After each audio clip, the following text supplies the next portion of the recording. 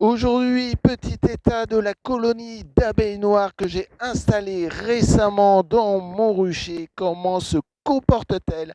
A-t-elle bien appréhendé son nouvel environnement? Eh bien, écoutez, nous allons voir ça ensemble. Je vous y amène.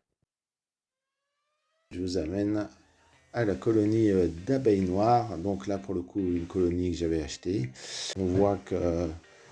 Alors, on a quelques herbes aussi.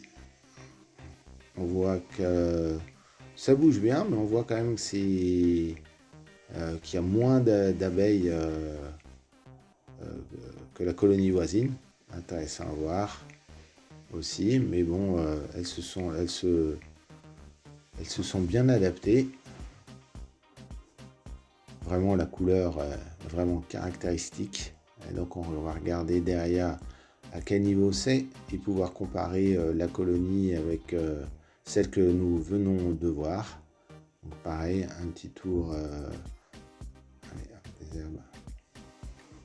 On va faire un tour du contrôle du plancher amovible, voir s'il y a des déchets suspects ou autres. Bon, rien de particulier. Tant mieux, très bien, c'est bon signe. Ok, allez, un peu de propreté en dessous de la ruche. Et on replace le plancher amovible. Et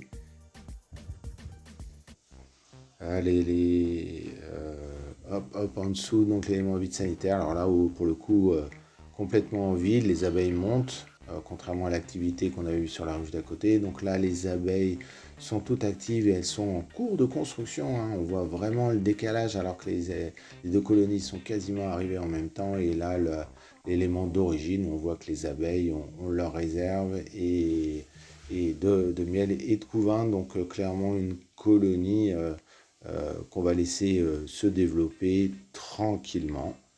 Hop, là on voit, elles sont vraiment en train de construire. Les rayons ne touchent pas la vitre. Et là on voit que tout est déjà construit. Donc ben voilà, une colonie qui se développe à son rythme et sur laquelle on ne prélèvera évidemment pas de miel et qu'on va leur laisser pour l'hiver pour qu'elles aient une bonne nourriture bien riche en pollen et en miel qu'elles en produisent. Voilà.